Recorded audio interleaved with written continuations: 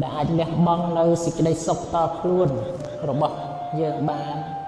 ក្នុងការចែករំលែកសេចក្តីស្រឡាញ់ទៅបានតទៅយើងមាននៅសេចក្តីអាណិតមាននៅមេត្តា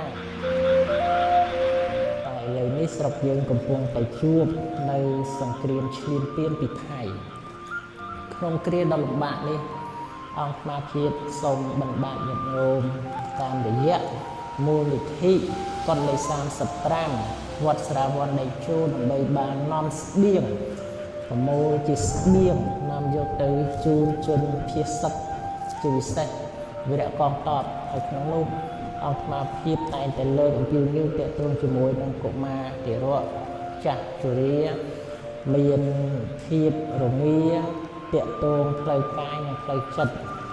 គឺទាក់ទងជាមួយនឹងភាពកក់ក្ដៅកាយយកចិត្តទុកដាក់អំពីបងប្អូនយើងជួរក្រោយកងទ័ពដែលជាកងទ័ពស្បៀងខាងក្រៅយើងនេះយើង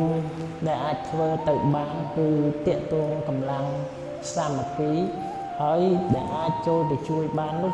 ទាក់ទងមេត្តាធម៌ក្នុងព្រះធម៌ព្រះអង្គសម្ដែងទាក់ទងជាមួយនឹងការលះបង់ដែលអាចលះបង់នៅសេចក្តីសុខតខ្លួនរបស់យើងបានក្នុងការចែករំលែកសេចក្តីស្រឡាញ់ទៅបានតទៅយើងមាននៅសេចក្តីអាណិតមាននៅមេត្តាហ្នឹងប្រែមកថាសេចក្តីស្រឡាញ់ក៏ប្រាថ្នា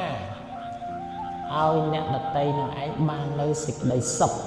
នៅក្នុងសោបនចេតសិកគឺថាមានសត្វដតីអ្នកដតីមកជាអារម្មណ៍ក្នុងបំណងចង់ឲ្យអ្នកដតីបាននៅសេចក្តីសុខដូចគ្នាក្នុងពេលវេលាដ៏លំបាកនេះ